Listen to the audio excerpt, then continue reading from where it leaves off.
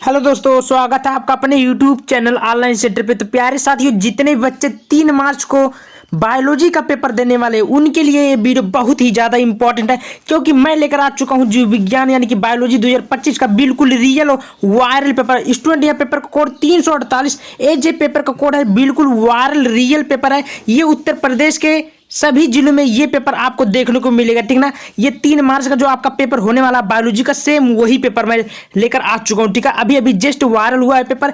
पूर्णांक आपका 70 नंबर पूर्णांक दिया है, दे चुका है, ठीक है। उसके बाद में टेंशन लेने की जरूरत नहीं। मैं पूरा इस पेपर को पूरा उत्तर के साथ आप सभी को बताऊंगा, यानी कि देखा जाए सोल्यूशन के साथ बताऊंगा। बस आप लोग इस वीडियो को पूरा देखना। वीडियो पसंद आए वीडियो को लाइक करना। चलिए एक शानदार तरीके से इस क्लास को शुरू करते हैं। उससे पहले अगर चैनल पे नए हैं, चैनल को भी सब्सक्राइब कर लीजिएगा, क्योंकि ये मैं लेकर जो आया हूँ ये बायोलॉजी का रियल पेपर है, ठीक ना। चलिए, समय 3 घंटा 15 मिनट आपको पेपर को हल करने के लिए दिया जाएगा। पूर्णांक आपको मैं बता दिया, 70 नंबर का आपका पूर्णांक रहेगा।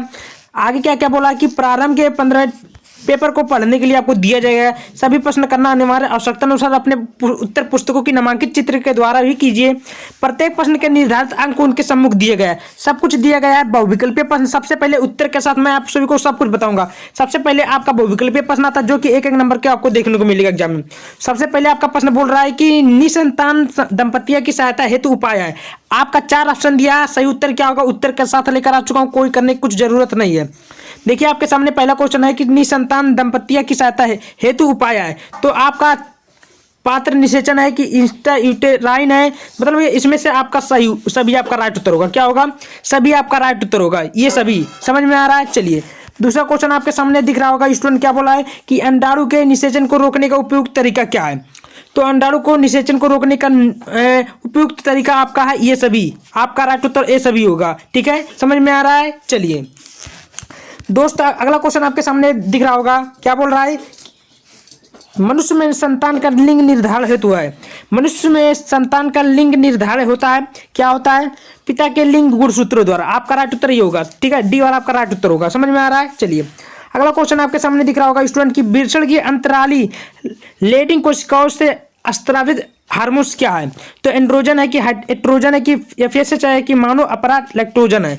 तो आपका राइट उत्तर होगा एंट्रोजन। क्या होगा? एंट्रोजन। इसका राइट उत्तर आपका पहला होगा। समझ में आ रहा है। चलिए दोस्त, आपके सामने अति लघुत्तरीय प्रश्न आ गया, जो कि 5 नंबर में क्लियर करवा दिया हूँ। देख सकते हैं यही आपका क्वेश्चन देखने को मिलेगा अगर तैयार करके जाएंगे भाई तब। पहला क्वेश्चन बोल रहा है आपके सामने, ध्यान से देखिए कि 2 बीजों के नाम लिखिए जिनमें बीज के परिपक्व होने से पूर्व भ्रूण पोष विकासशील भ्रूण द्वारा उपयोग कर लिया जाता है। तो आपको 2 फलों का नाम लिखना प्यारे दोस्त। सबसे पहले आपका आता है मटर, सेम आदि। आप भ्रूण पोष बीजों में भ्रूण संचित भ्रूण पोषों का उपयोग कर लेता है। ये आपका उत्तर इस प्रकार लिखना होगा। समझ में आ रहा है। चलिए आपके सामने दूसरा प्रश्न बोल रहा है कि परागकण को परिभाषित कीजिए। ये नंबर बोल रहा है, तो आपको कैसे लिखना होगा परिभाषा? देखिए आराम से लिखना होगा उत्तर में कि परागकणों का परागकोश से मुक्त होकर उसी प्रजाति के पुष्प को वतिकाग्र तथा हस्तांतरण परागकण कहलाता है, ठीक है। यह 2 प्रकार का होता है। कौन कौन होता है? पहला स्वपरागण एवं तथा परपरागण, ठीक है। इस प्रकार लिखोगे एक भी नंबर नहीं कटने वाला है, पूरा नंबर मिलेगा। सॉल्यूशन के माध्यम से आप सभी को कोई बताता नहीं, मैं बता रहा हूं। तो आप लोग वीडियो को पूरा देखिएगा, और वीडियो तनी भर पसंद आती है तो वीडियो को लाइक करना, ठीक है। चलिए अगला क्वेश्चन आपके सामने बोल रहा है कि जलीय परागकण करने वाले किन 2 पौधों का नाम लिखिए। तो जलीय परागकण करने वाले किन 2 पौधों का नाम आपके सामने दिख रहा है। तो पहले नंबर आपको उत्तर में लिखना होगा। देखिए उत्तर है आपके सामने हाइड्रिला वेलिसनोरिया जोस्टीरा। ये आपका राइट उत्तर होगा। जो पौधा है जो कि जलीय परागकण करने के लिए पाया जाता है, ठीक ना। समझ में आ रहा है। चलिए अगला क्वेश्चन आपके सामने बोल रहा है कि रुधिर वर्ग ओ वाला एक पुरुष रुधिर वर्ग AB वाली स्त्री से विवाह करता है तो उसकी संतानों के रुधिर वर्ग कैसा होगा। आपके सामने इसमें का क्वेश्चन बोला है। देखिए बायोलॉजी है, बायोलॉजी में क्वेश्चन पूछता तो आपको उत्तर देना ही होना है। तो उत्तर में लिखना है कि संतानों का रुधिर वर्ग, इसमें का लिखो संतानों का रुधिर वर्ग A या B होगा, यानी कि A और B ओ कभी नहीं हो सकता, यानी कि ए भी होगा लेकिन ओ कभी भी नहीं हो सकता। इस प्रकार आप लोग आराम से परिभाषा लिखोगे, मस्त तरीके से पूरा नंबर मिलेगा। इस बात का मैं गारंटी लेता हूँ प्यारे, ठीक ना। आपके सामने अगला क्वेश्चन दिख रहा है। क्या बोला है? ध्यान से देखिए। आपके सामने बोल रहा है दोस्त, क्या बोला है कि आनुवांशिकता तथा अनुवांशिकी में क्या अंतर होता है। देखिए इसमें से अंतर आपको स्पष्ट करना होगा। तो उत्तर में लिखना होगा अनुवांशिक या वंशागत लक्षणों के जनकों से संतति संचरण को अनुवांशिकता या वंशागति कहते हैं। बात की जाए वहीं पर अनुवांशिकता तथा विभिन्नताओं के अध्ययन को ही अनुवांशिक कहते हैं। अंतर आपको छोटा छोटा जो बोला है आपको वही लिखना होगा, पूरा पूरा नंबर मिलेगा, एक भी नंबर कट नहीं सकता। ठीक है, समझ में आ रहा है। दूसरा क्वेश्चन आपके सामने बोल रहा है कि लघुत्तरीय प्रश्न, ध्यान से देख सकते हैं प्यारे दोस्त।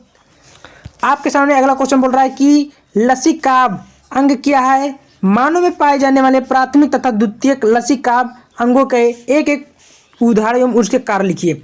इसमें का क्वेश्चन बोला है दोस्त, देखिए आपका उत्तर में लिखना होगा लसीकाभ अंग।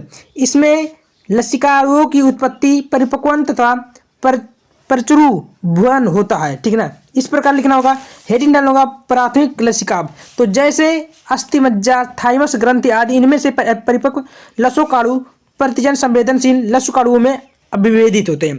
इस प्रकार का इसका लिखना होगा। बात आती है द्वितीय लसिका अंग, तो जैसे पलीहा लसिका ग्रंथि टसनिल, मतलब जो आपका उसके बाद में ये जो है इसका यहाँ से लेकर यहाँ तक लिख देना होगा। ठीक है ना, मैं आपको दिखा रहा हूँ, आप लोग कर लीजिएगा क्योंकि समय बहुत ही कम बचा प्यारे दोस्त। आपके सामने अगला क्वेश्चन बोल रहा है कि सक्रिय और निष्क्रिय प्रतिरक्षा में अंतर। ये वेरी वेरी इंपॉर्टेंट टॉपिक है, हर साल बोर्ड एग्जाम में आने वाला। ये देखिए इस बार भी पूछा है। क्या है दोस्त, आपके सामने दिख रहा है कि सक्रिय और निष्क्रिय प्रतिरक्षा में अंतर। तो सबसे पहले आपको हेडिंग डालना होगा सक्रिय, उसके में एक और हेड डालना होगा निष्क्रिय। अब लिखना होगा सक्रिय में कि जब व्यक्ति के शरीर की अपनी कोशिकाएं रोगाणु के प्रतिरक्षी पैदा करती है तो उसे सक्रिय प्रतिरक्षा कहते हैं। ठीक है, आगे लिखना हो इसमें 2 पॉइंट, यह प्रतिरक्षा धीमी होती है, इसमें प्रभावशाली होती है। ठीक है, इस प्रकार लिखना होगा। और इसमें लिखना होगा निष्क्रिय में कि जब शरीर की रक्षा करने के लिए किसी अन्य जीव के शरीर में बने प्रतिरक्षी सीधे ही हमारे शरीर को दे दिया जाता है तो यह निष्क्रिय प्रतिरक्षा कहलाता है। ठीक है, उसके बाद दूसरा लिखना, यह प्रतिरक्षा तुरंत प्रभाव दिखाती है, यानी कि तत्काल आपके काम आएगी। ठीक है, समझ में आ रहा है। उसके बाद तीसरा हेडिंग लिखना होगा कि अनुक्रिया सक्रिय में लिखना होगा कि अनुक्रिया प्रदर्शित होने से अधिक समय लगता है। इसमें लिखना है या पूरे जीवन कार्य करती है। ठीक है, उदाहरण में देना है कि मानव में चेचक की प्रतिरक्षा करती है। इस प्रकार आप लोग सक्रिय का देना है। अब बात आती है निष्क्रिय में क्या लिखना है कि इसका प्रभाव कुछ समय के लिए ही होता है। ठीक है, उदाहरण में लिखना होगा इसमें कि मानव में टिटनस रेबीज आदि रोग में टीकाकरण का प्रतिरक्षा हेतु यह काम करता है। समझ में आ रहा है। बहुत ही आसान तरीके से आपको सॉल्यूशन के साथ बता दिया जा रहा है। ठीक ना। अगला क्वेश्चन आपके सामने बोलता है एग्जाम में कि सहज जन्मजात और उपर्जित प्रतिरक्षा में आपको अंतर स्पष्ट करना होगा, जो कि आपको कम से कम ये भी आपको देखने को मिलेगा। तो सबसे पहले क्वेश्चन आपका है कि सहज प्रतिरक्षा क्या होती है, उपर्जित प्रतिरक्षा क्या होती है। देखिए आपके सामने बोला है तो जो बोला वही करना, कुछ करने की जरूरत नहीं है। पहला क्वेश्चन है कि सहज प्रतिरक्षा एक प्रकार की अपशिष्ट प्रतिरक्षा है। उसके अंदर यह लिखना है यह जन्म के समय से मौजूद होती है। दूसरा लिखना है कि यह प्रतिरक्षा हमारे शरीर में रोग जनकों के प्रवेश में विभिन्न प्रकार के अवरोध खड़ा कर देती है।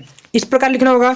अगला क्वेश्चन आपके सामने है कि उपर्जित प्रतिरक्षा का रोग विशिष्ट होती है। ठीक है, यह जन्म के बाद प्राप्त की जाती है। आगे लिखना है यह प्रतिरक्षा शरीर में प्रवेश या चुके रोगजनक का कोशिकाओं व एंटीबॉडीज आगे लिखना है द्वारा सामना करती है। ठीक ना।